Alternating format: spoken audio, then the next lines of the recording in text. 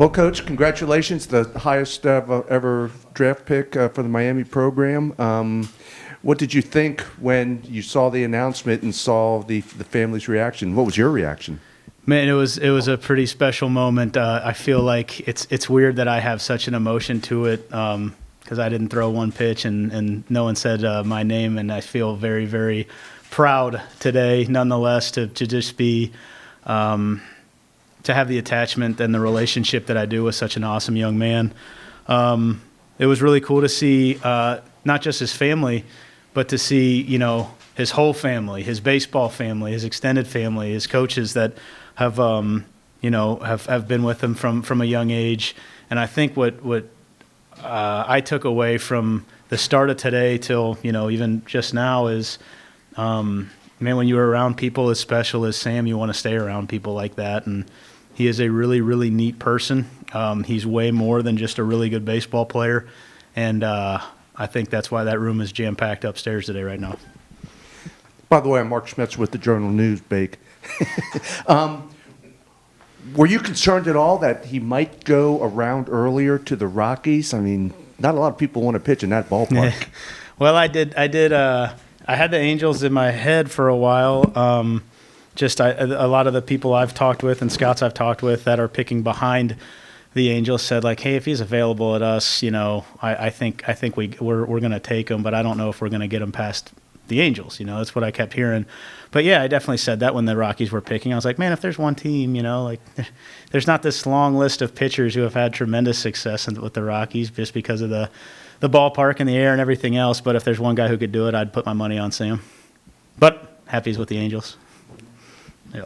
Scott Springer with the Enquirer. You obviously coached him. I looked at your bio. You were a catcher. How nasty is his stuff? Oh my God! I'm glad I didn't have to catch him.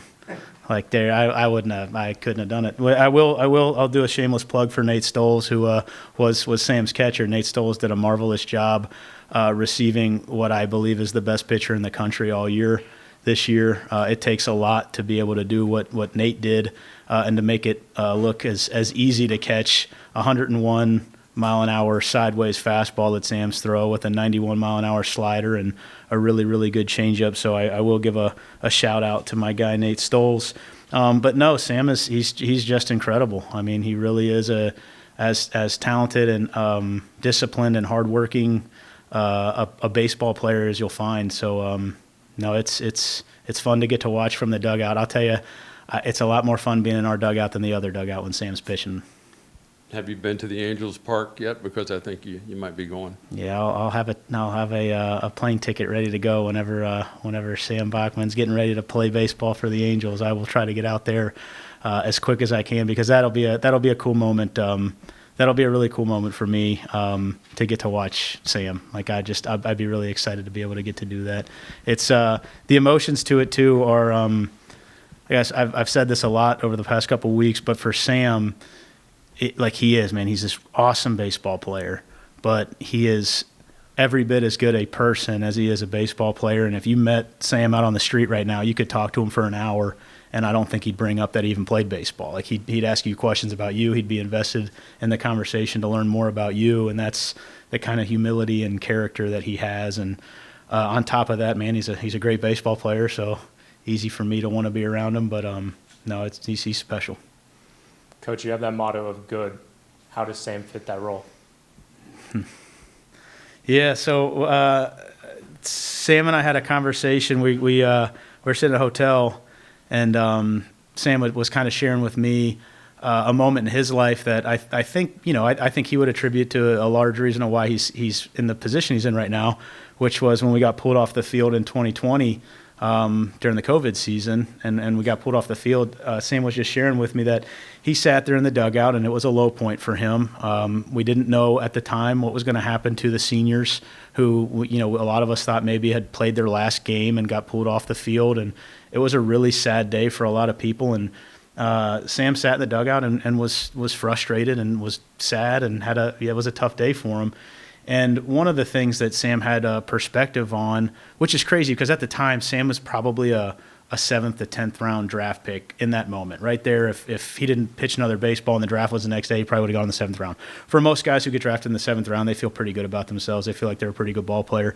And Sam's perspective would not allow him to feel satisfied or not allow him to feel. So anyways, he's in this moment of a low point for him. He's got all these reasons to feel sorry for himself, feel frustrated, angry, and all of these things. And what he did is he looked in the mirror that night and he said, like he told himself, I am not where I want to be as a pitcher yet. I feel like I could have just played my last game with some teammates, and I'm not sure I've given everything I have to this yet. And I think he used that as a separator for himself to go from where he was at that moment, which was probably a 7th round draft pick by most scouts' opinions, and he used that day and that motivation to take himself to where he is right now. And I'll say, like, I don't want to shortchange how talented Sam is, but his separator is definitely his discipline and his work ethic. That's why he's at where he's at. Sam didn't take the easy path to get here. He went through adversity over and over and over again to get here, and that's what good is all about. I'd like to bring up the 9th overall pick in the 2021 Major League Baseball draft. Right-handed pitcher from Miami University, Sam Bachman. Again, Mark Schmitzer with the Journal News. Congratulations to you. Right colors and everything, huh? Yeah. What first went through your head when you got the phone? Did you recognize the number when they called you, and what happened? Go through that process for us, please. Yeah, it's just a lot of back and forth with kind of my circle, my group of advisors, and really just having conversations with them. I didn't get a call from the general manager, but I could hear him on the other line, so I could kind of hear the deal getting, worked out and everything. And, I'm just glad that they believe in me, and I'm ready for the opportunity. I'll definitely take full advantage of it. So who first gave you the word about it, and who was your first contact with the team? I didn't contact the team. I was contacting my advisors and my group in Houston, so.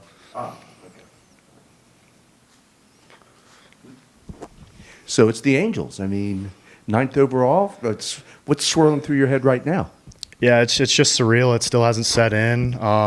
You just think about all the work you've put in and a lot of sacrifice, and I'm just excited that, they saw it as an opportunity to, work with a guy like me, and I'm just excited. And, yeah, I'm just really excited to get out there and, get to work.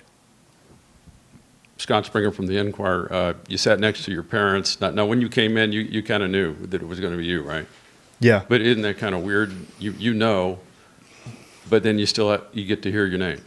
Yeah, and I think everyone kind of knew. You could just read the room, kind of feel that energy. And, I was sprinting from that conference room all the way back to make it in time. Hopefully the pick wasn't going to be in a little too soon for me to make it. But it was awesome to share that with my parents next to me and, everyone behind me. There's a lot of mentors, teammates, coaches, friends, family, people that have really, made sacrifices to help me along the way, and it just means a lot to share with them.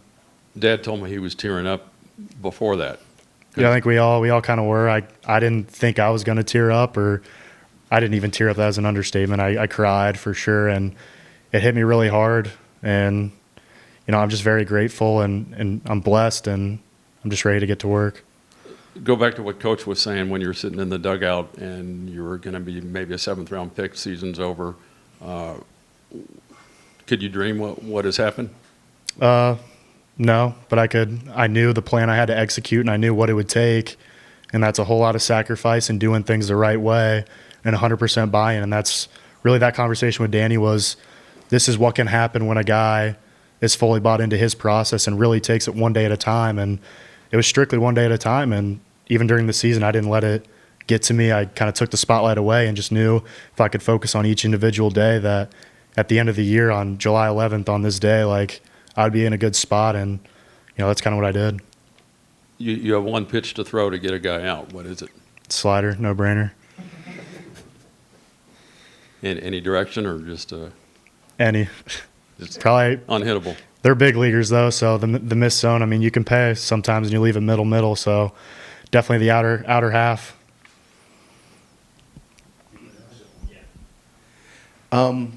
Shohei, Mike Trout, some good names out there. How exciting is that? Honestly, I'm just excited to pick their brains and really, see what it takes. I think they're a caliber player that I aspire to be, and the only way to get there is to learn how those guys operate and really what they do to get to where they are now. So I can't wait to, touch base with them. Hopefully I can meet them and talk to them and ask them questions and hopefully learn from them. Sam, you talked about how emotional this moment is for you. We can see your eyes are still red even Yeah. 20, 30 minutes after the moment. Why is this moment so emotional? Why do you think it hit you so hard tonight? I think just being so focused on just each individual day that, tomorrow's not promised. And so you hear a lot of stuff, you hear people tell you things, and you really can't believe it because, you can start to derail yourself from your plan. And honestly, I do take it day by day so much that even yesterday I wasn't getting my expectations up. I wasn't expecting this, and really just crushing that, knowing that I would be in good hands at the end of the day. And, God had this plan from the start, so I just had to stay the course and, really concentrate on that. And so that's why it's emotional, because it hits you right there, what it all boils down to, or, since you were 3 years old. You are the first player in Miami baseball history to go in the first round. To set a little history here, how meaningful is that to you? It means everything, just because I know the first day I stepped on campus, even without, I didn't have a scholarship offer yet, I was just stepping on campus with the coaches and really seeing the campus. I could just tell that they were fully invested. I knew this was going to be the place for me. And, I'm just so blessed to, represent them and wear Miami as a player here. And, I wouldn't have it any other way, my career path. And, I'm just glad I could have the party here and enjoy it with those people that deserve to be, recognized. You said even as recent as yesterday, you didn't expect this top 10 first round. What did you expect walking in tonight and sitting down to watch the draft? I knew I was going to be given an opportunity somewhere, whether that was early, late, really wherever. I'm just concentrating on the opportunity, and that's really where we are with that. So one thing is that you didn't have some of these top tier Power 5 offers, but it was the relationship and that status that you had with Miami, with Coach Pass, with Coach Hayden. What has their relationship done to you to bring you through this process? Yeah, super flexible guys. You look at really big schools, and it's either one way or the highway, and you see a lot of those guys, making different decisions to withdraw from that school and go somewhere else. And I knew making the decision here, I'd be in here for the long haul, and I knew I would develop because those guys are willing to work with you, and it's not a cookie cutter program where, if you're not doing this, go catch a ride somewhere else. It was really, I could work with them, and they're willing to work with me, and you get two guys on the same page, and it can really be, pretty incredible what can happen there. And so I feel like I credit a lot of that to, Miami and this school. I'm sure there are a lot of Angel fans in Orange County and around the world that are Googling you now and trying to find out stuff about you. With this being your platform, kind of tell people what kind of pitch you are, what kind of man you are. Yeah, I'm definitely, the biggest competitor. And, when there's a guy on the box, the one goal is to literally defeat him. And I know when I'm 0-2, it's over for that guy. And definitely the best teammate. I love getting hyped up for other people's success as well as, my own. So I think it's contagious for a lot of guys in the locker room and on the field. And I think that's kind of what I do. So where do you go from here? What are you going to be doing tomorrow?